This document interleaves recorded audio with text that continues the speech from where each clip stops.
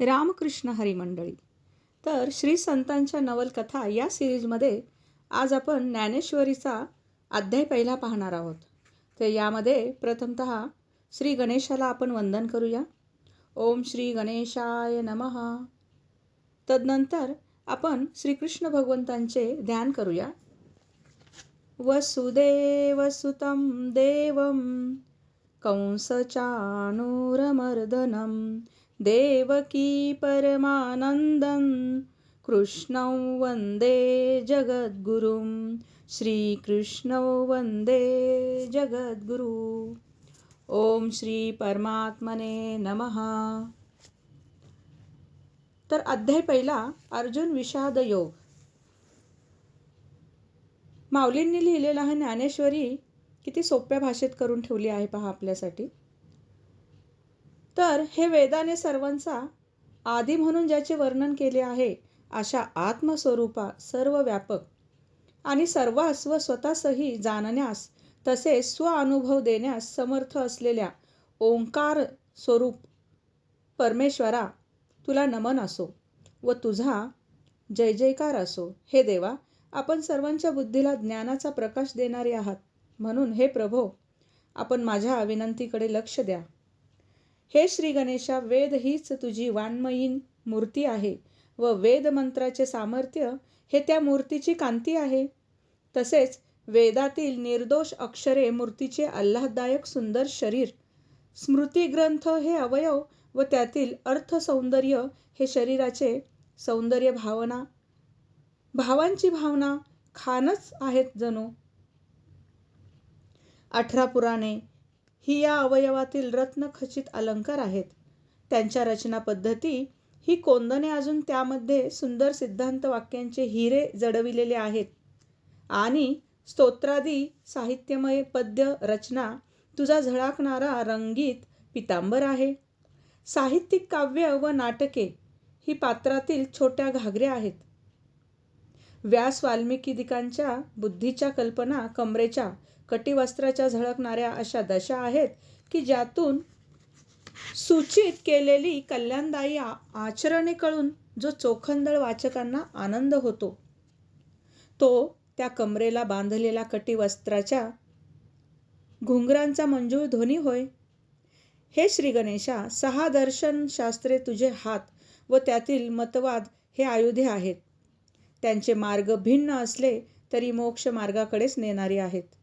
सांख्य दर्शने हातातील परशु व पातंजल योग हा अंकुश, तर वेदांत शास्त्र हातातील स्वादिष्ट मोदक आहे. चौथे हातात बौद्धिक मतखंडन करणारे न्यायदर्शक खंडित दात, तर एका वैशेषिक दर्शनीय हातात वरदायी नागदेवता, तर धर्म प्रतिष्ठा दर्शक पूर्वमीमांसा शास्त्राच्या हाताने अभय मुद्रा धारण केली. शुद्ध विवेक हाच विवेकी श्रोत्र्यांना, वाचकांना व दर्शनाच्या श्रवणाने मिळणारा निर्भेळ आनंद ही चर्चा पद्धती दंत व दर्शनाची तर्कता शुद्ध त्या दंताचा शुभ्रपणा आहे. द्वैत व अद्वैत गंडस्थळे असून त्यातील प्रमेये ही तेजस्वी पोवळे असून दशोपनिषदे मस्तकावरील मुकुटावर ठेवलेली सुशोभित कमलपुष्पे आहेत. हे ओंकार स्वरूप गणेशा, ओम यातील अकार तुझे चरण, उकार पोट आणि म्हणजे मस्तक या त्रयमात्रेचा समन्वय असलेल्या ओंकार स्वरूप जगताच्या आदिबीजा श्री गणेशा, श्री गुरुकृपेने मी तुला वंदन करीतो. यानंतर नित्य नवीन साहित्य कृतींनी सर्व विश्वाला आनंदित व मोहित करणारी चातुर्याची जणू सुंदर मूर्तीच अशी श्री शारदा, तिला मी नमस्कार करीतो. सद्गुरु निवृत्तीस्थानांनी माझे हृदयात आपले वास्तव्य स्थान केल्यामुळे माझी बुद्धी आत्मनात्म विचारांचे प्रांगणात प्रवेश करू शकली. त्यामुळे मी संसार सागर पार करून गेलो. त्यामुळे त्या विवेकाबद्दल व श्री गुरुबद्दल मला विशेष आदर वाटतो. चिंतामणी सर्व इच्छा पूर्ण करीतो. अंजन डोळ्यात घातल्याने भूमिगत निधी दिसतो. समुद्र स्नानाने त्रैलोक्यातील तीर्थाच्या स्नानाचे पुण्य घडते. अमृताने सर्व रसांचा स्वाद मिळतो. मुळाला पाणी घातली की त्या संपूर्ण वृक्षाला मिळते. त्यामुळे तो पत्र पुष्प फल युक्त होतो. त्याचप्रमाणे सद्गुरू सेवेने सर्व इच्छा पूर्ण होऊन शिष्य पूर्ण काम बनतो. म्हणून मोक्षेच्छू शिष्याने अखंड त्यांची सेवा करावी. मला त्यांनी सर्व गुण संपन्न व पूर्णपणे इच्छारहित केले, तृप्त व संतुष्ट केले, म्हणून मी त्यांना वंदन करीतो. चला तर आपणही आपापल्या गुरु महाराजांना प्रणाम करूया. आणि पुढे यानंतर आता सर्व कौतुकाचे उगमस्थान व्यासबुद्धीच्या आश्रयाने प्रकट झालेल्या महाभारतातील सर्व सुखांचा आरंभ, सिद्धांतांचा खजिना, नवरसाचा समुद्र, आनंदाचे जन्मस्थान, सर्व शास्त्रांचे वसतिस्थान, सर्व विद्याचे मूळ, कैवल्याचे परमात्मा पीठ व सर्व धर्मनीती नियमांचे माहेर, सज्जनांचे हृदय, शारदेचे सौंदर्य, अलंकाराची जणू रत्नपेटीच आहे, असा हा महाभारत ग्रंथ व्यासांच्या प्रगल्भ बुद्धीचा गौरवच असल्यामुळे, त्रैलोक्यात श्रेष्ठत्व पावला जणू श्रेष्ठ काव्यांचा तो राजाच झाल्यामुळे रसाळपणा त्यात इतका आला की साहित्यप्रेमिकांच्या हृदयाला द्रवित करण्याचे सामर्थ्यच त्याला प्राप्त झाले. या ग्रंथातील शब्दरचना कोमल व शास्त्र शुद्ध तसेच बुद्धिचातुर्यवर्धक असले तरी यातील सिद्धांतमय प्रमेयही सहज समजणारे आहेत. साहित्यातील माधुर्य व शृंगार उत्तम असून ज्ञानकला यात आहे. त्यामुळे या ग्रंथाचे श्रवण पुण्यदायक व परमप्रतापी सामर्थ्ययुक्त असल्यामुळे परीक्षित पुत्र जन्मजयाचे संपूर्ण दोष नष्ट झाले व तो पापमुक्त झाला. हे महाभारत जणू एक रंगमंच आहे. प्रत्येक पात्र करून मानवी मनाच्या सर्व भावनांना आविष्कृत करून व्यासांनी प्रत्येक पात्राकडून कुशलतेने एक सुमनोहारी नटनाट्य उभे केले. यातून जसे सूर्य तेजाने त्रैलोक्य उजळून निघावे तसे व्यासांच्या बौद्धिक ज्ञान तेजाने विश्वप्रकाशातून निघाले. त्यामुळे संपूर्ण इतिहास व पुराणांच्या सिद्धांतांचे वेदसारांचे आविष्कार या महाभारतात प्रकटले. म्हणूनच व्यासांच्या प्रभावी व प्रगल्भ बुद्धीच्या ज्ञान प्रकाशाने उजेडात आणली नाही अशी कुठलीही सजीव या निर्जीव वस्तू किंवा शोध या त्रैलोक्यात नाही. आजचे वैज्ञानिक दिसणारे शोध किंवा आध्यात्मिक म्हणजे पिंड ब्रह्मांडार अंतर्गत सर्वच ज्ञान विज्ञानांचे शोध व्यासांनी पूर्वीच या महाभारत ग्रंथात लावून ठेवलेले आहेत. हे सूक्ष्म दृष्टीच्या बारकाव्याने ग्रंथावलोकन केल्यास आपल्या लक्षात येईल. कोणतीच गोष्ट प्रतिपादनाची व्यासांच्या दृष्टीतून वाणीतून सुटलेली नाही. म्हणूनच व्यासोच्छिष्ट जगत्त्रयम असे वर्णन ज्ञानेश्वर महाराजांनी केले आहे. अशी महाभारताची परमार्थ प्रकटविणारी पवित्र, अद्वितीय, उत्तम, रसभरीत तसेच कमलपुष्पाप्रमाणे ज्ञान भक्तिप्रेमाचा सुगंध पसरविणारी जी कथा महर्षी व्यासांनी वैशंपायनाला व त्यांनी परीक्षित पुत्र जन्मजयाला सांगितली तीच महाभारताच्या भीष्म पर्वात गीता वर्णन प्रसंगातून श्रीहरीने श्री अर्जुनजींना सांगितली. महर्षी व्यासांच्या स्फुरण पावलेल्या विशाल बुद्धीतून अवतरलेली ही महाभारत कथा वैदिक ज्ञान समुद्रातून मंथून काढलेले सारभूत लोणीच जणू श्रीकृष्णांच्या तेजोमय ज्ञानाग्नी सानिध्यातून विवेक भांड्यात कडवून परिपक्व केलेले धृतच आहे. म्हणूनच विरक्तजन या गीतारूपी कमलपुष्प परागाची अपेक्षा करतात. संत त्याचा स्वानुभव घेतात तर समोहभावस्थितीत राहणारे त्या ज्ञानबोधात रममाण होतात. भक्तांना प्रिय असणाऱ्या गीतेची त्रैलोक्यात वंदनीय व पावन करणारी असल्याची तारीफ ब्रह्मदेवानेही करावी तर सनकादिकांसारख्या सिद्ध महापुरुषांनीही आदरपूर्वक ते ज्ञानसेवन करून तृप्त व्हावे व भगवान शंकरांनीही पार्वतीचे स्वरूप पवत नित्यनूतन गीतातत्व असल्याचे वर्णन करावे.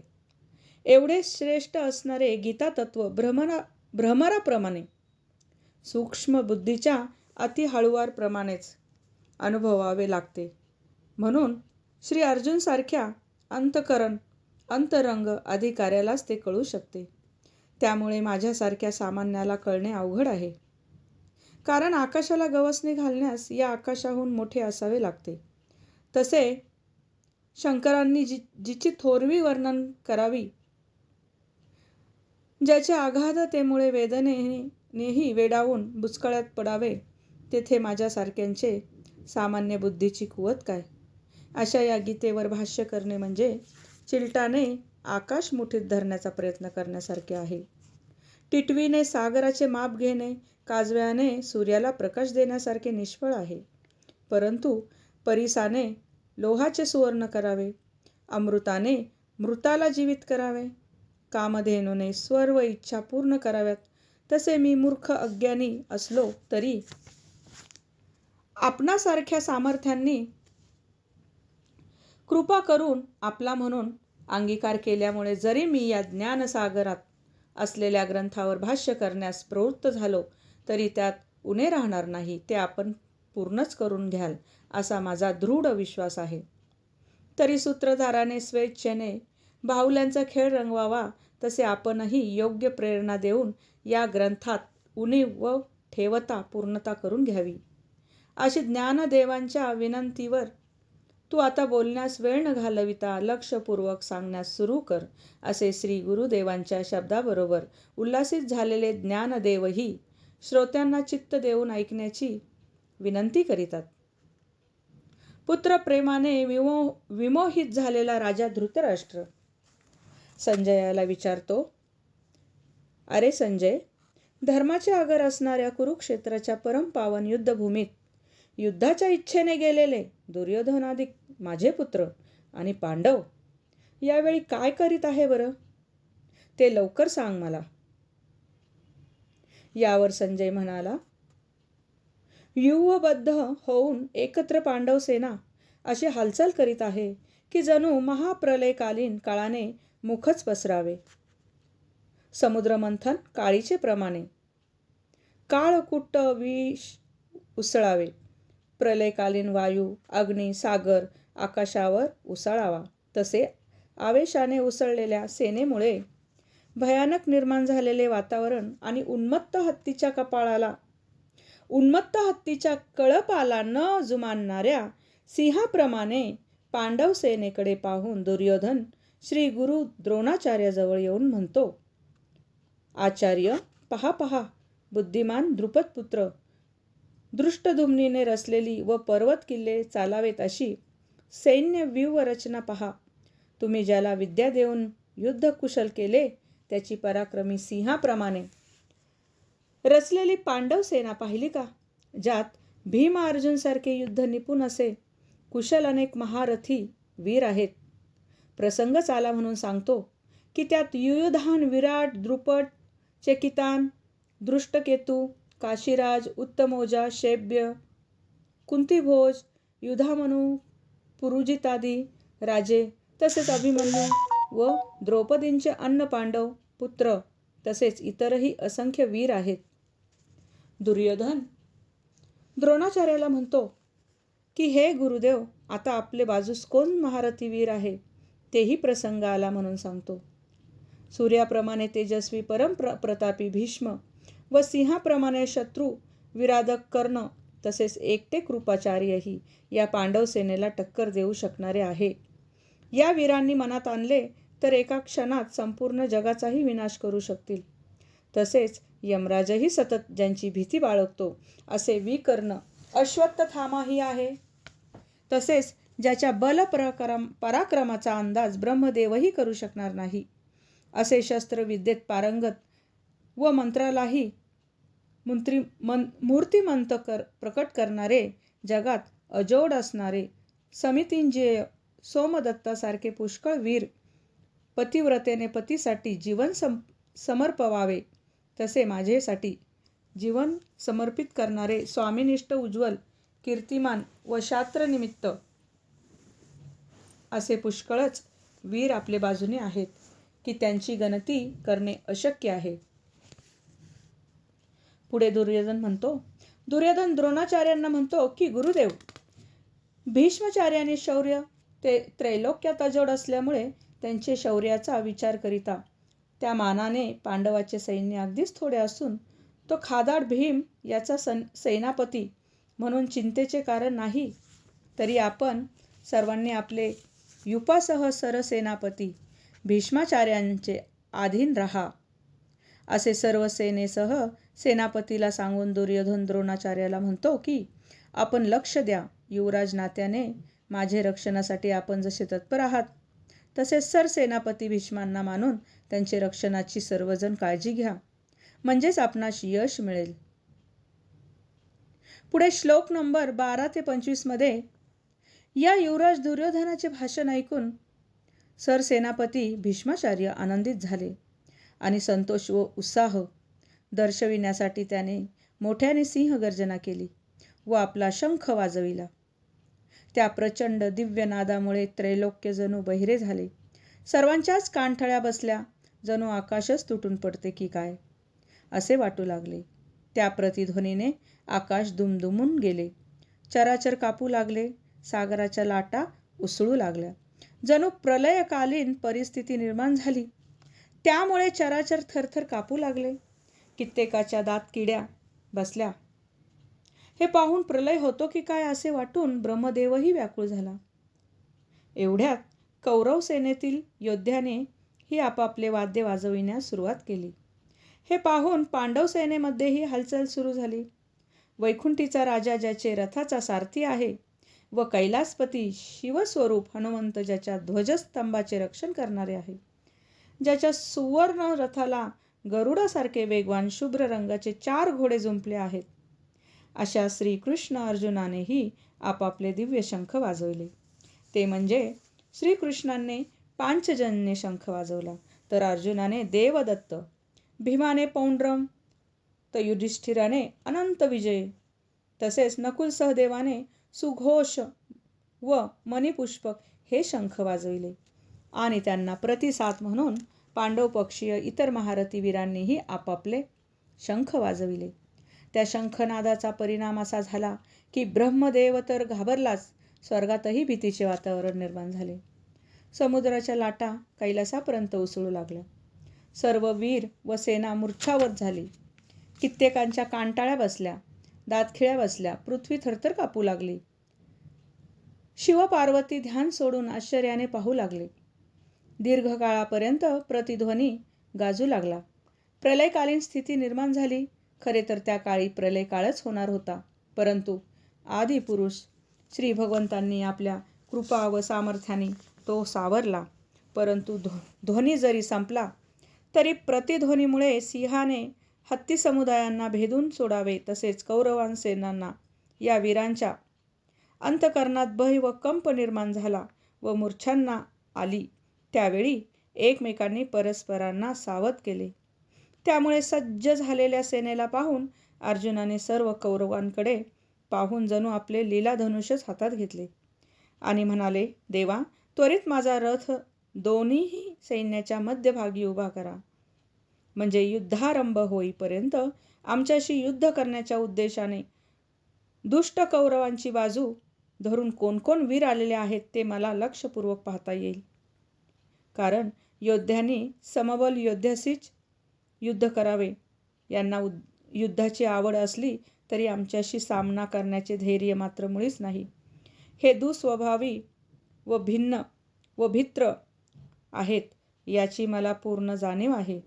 असे अर्जुनाने बोलणे धृतराष्ट्राला संजय सांगताना म्हणाला की श्रीकृष्णाने दोन्ही सैन्याच्या मध्यभागी रथ उभा केला की ज्या ठिकाणी भीष्म द्रोणादिकांसारखे प्रमुख आप्त व अनेक पृथ्वीच्या राजांचे रथ होते. त्यांच्याकडे पाहत अर्जुनाने संभ्रमित अवस्थेत कौरवांचा संपूर्ण सैन्यदल व वीरयोद्धे पाहिले. पुढे श्लोक नंबर 26 ते 30 मध्ये वर्णन आहे. श्री अर्जुनजी करुणेने व्यापिल्यामुळे शत्रुसैन्यात त्याला सगळे स्वजनच दिसू लागले. युद्धाचा उत्साह नष्ट झाला. करुणारूपी नवीन वृत्तीला अर्जुनाने आपल्या चित्तात ठाव दिल्यामुळे सहन न व्हावी तशी अर्जुनाची मुळं वीरवृत्ती अंतकरणाला सोडून निघून गेली आणि चांदण्यामध्ये सोमकांतमणी पाझरावा तसे वीर अर्जुनाचे कठोर चित्त पण तेही द्रवू लागले आणि तो भगवंतांना म्हणतो, हे देवा, मला या ठिकाणी कुणीच शत्रू दिसत नाही. हे विरोधी पक्षात असलेले वीर योद्धेही मला माझेच आप्त वाटतात.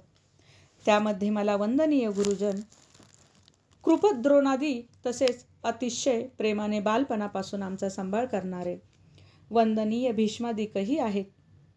या सर्वांचे आमच्यावर खूप उपकार आहेत. हे सर्व जरी आमच्याशी युद्ध उत्सुक असले तरी आम्ही त्यांच्याशी लढून त्यांना मारावे हे योग्य कसे होईल? म्हणून असा संदेह व विमूढ भाव माझ्या अंतःकरणात जागृत झाला आहे. त्यामुळे माझी युद्ध करण्याची स्थिती राहिली नाही. तोंडाला कोरड पडली, सर्वांग थरथर कापू लागले. हातात धनुष्य धरण्याचे त्राणही राहिले नाही.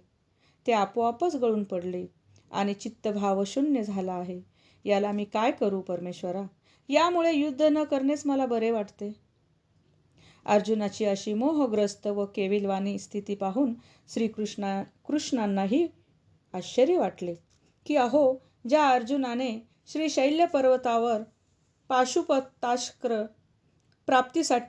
पाशुपताक्ष प्राप्तीसाठी तपाला गेल्यावर भिल्ल वेशधारी शिवालाही युद्धात हरविले, गंधर्वांनाही जिंकले, निवात कवचादिकात राक्षसांनाही मारले.